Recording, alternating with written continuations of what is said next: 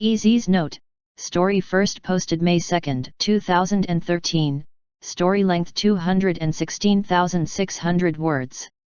Author's notes and story links are in the description of each video. Asterisk. Stardust. By Arad. Chapter 1, First Contact. Being made of stone left little to do but go insane, or plan. Discord had done quite a bit of both in the previous millennia, and after finding himself once again petrified he resumed his plotting. While his more mundane senses couldn't tell him about his surroundings, he had others to assist him. Celestia, his nemesis and companion for thousands of years, approached his frozen form along with the more muted and mundane minds of her guards. Then he was moving, somewhere. The development was unexpected so soon but not unanticipated, especially when the presence of the elements appeared nearby. Had his face not been made of stone, Discord might have grinned. "Oh Celestia, you are so easy to anticipate." A few moments passed before the avatar of chaos felt the elements of harmony begin to crack his stone prison. As Discord broke free he screamed to the heavens for his emancipation, and followed his cry with a fit of laughter. "Reform me? Reform me?" Discord spoke between guffaws, "And who does she think can do it?" A quick glance to the yellow Pegasus was all Discord needed for confirmation. "Fluttershy." He fell to the ground in laughter. The 6 elements surrounded Discord while Twilight stepped forward. Before Twilight could speak, Discord shot upward and looked down upon her. "Oh yes, I know, I know." His lion's paw started to mimic a mouth speaking, and Twilight's voice came from it, righteous indignation, threats to use the elements, blah blah blah. "I haven't lived as long as I have without being able to see the writing on the wall, my dears." Discord continued as he walked backwards. One mismatched claw pointed at the wall that appeared behind him. "It says, 4th. Twilight said, arching an eyebrow as she surveyed the word written there. She recoiled in surprise when Pinkie Pie's head burst from the center of the wall. "It doesn't matter which wall you put up, Discord. I will break it down if you start being mean again," Pinkie declared loudly, and the whole wall tumbled down around her. Discord shrugged and looked over his shoulder. "I knew I shouldn't have used that wall. Pinkie knows its fatal weakness." Both Pinkie and Twilight started to interrupt, but Discord shushed the two of them.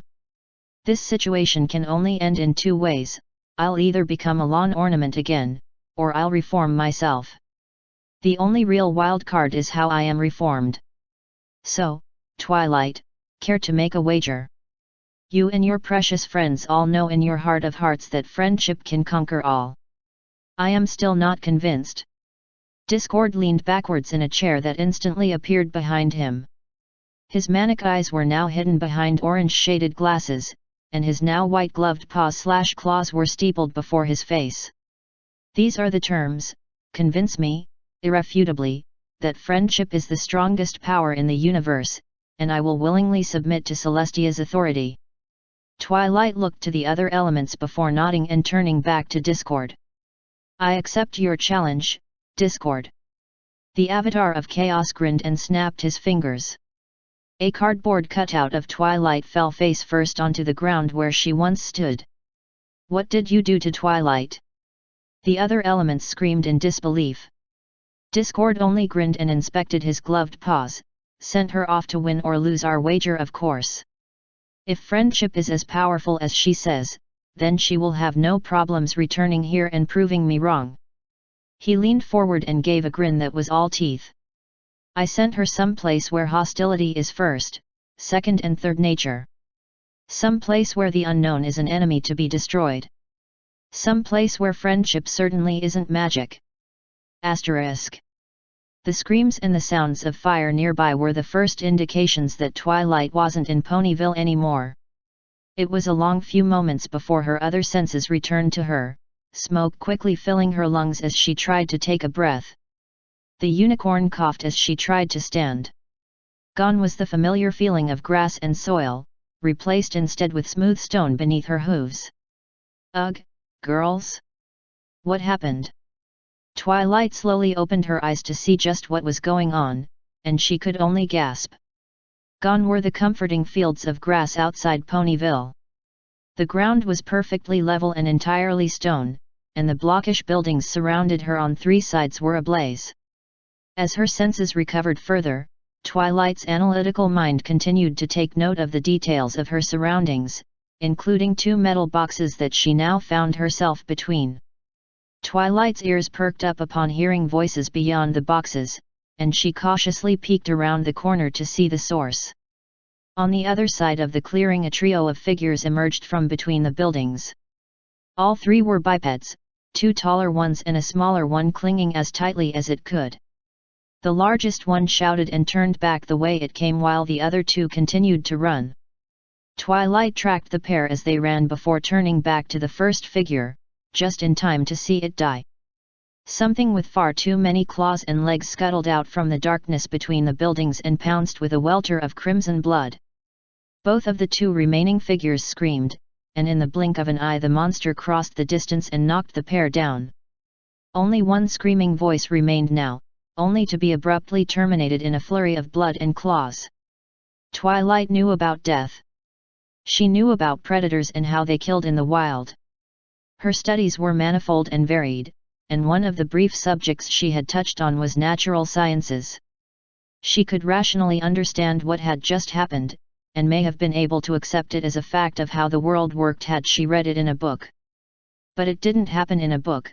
3 lives had just ended violently before her at the claws of something she could only describe as a monster. Her eyes dilated to pinpricks and she began to hyperventilate loudly, which drew the attention of the murderous monster away from its latest victim. It dropped the tiny body and whirled around to advance upon Twilight with a howl. "Stay away! Stay away!" Twilight whispered to the thing, but it scuttled toward her on blade-like legs.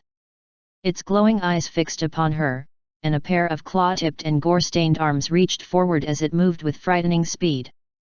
The unicorn's horror transformed into mortal fear as she tapped her magic and screamed, "Stay away!" The spell she intended to cast was a telekinetic press to slow or stop the monster's advance. Its lightest form would have felt like a wet blanket being thrown over its target, the stronger incantations being enough to bring a hardy earth stallion to the ground until it wore off. But Twilight's talent was raw magic, and her natural abilities were enhanced by the fear of a violent death so close at hand. A massive telekinetic force fell upon the monster, crushing it flat and spraying yellow ichor in all directions as well as cratering the stone beneath it. The crushed body, or what was left of it, twitched once before going still. Whatever hypnotic hold that held Twilight in place broke and she scrambled backwards before falling back on her flank. Her eyes remained locked on the corpse of the monster, and the same thought kept repeating through her mind, "I didn't mean to hurt it, I didn't mean to hurt it, I didn't mean to hurt it." Tears began to well up in her eyes as a shadow fell over her. She had just enough time to register another biped standing behind her before the whole world went dark. * 1645, April 2, 15, Washington, D.C. Fowler, Harris, "The last Chryssalid is down," Corporal Matt Harris reported through the comms as he stepped over the stunned X-ray to survey what was left of the bug. He holstered the arc thrower and pistol and brought his rifle to cover the rather thoroughly crushed Chryssalid while he looked to the corpses of the 3 civilians. "Signal recovery for my location, I have a live capture." "Copy, Harris." "Excellent work," the reply came through his helmet comms, "confirm capture type." The corporal turned back to the stunned and slightly twitching X-ray before shaking his head slightly, "A unicorn, sir." Operation Hammerhead, complete. Alien terror mission halted. Civilian losses minimal. Strike 1 reports 0 KIA, 2 WIA.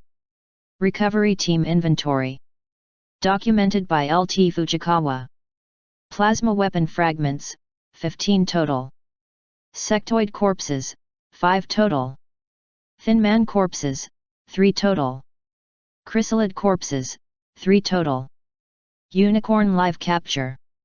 Operation evaluation, excellent.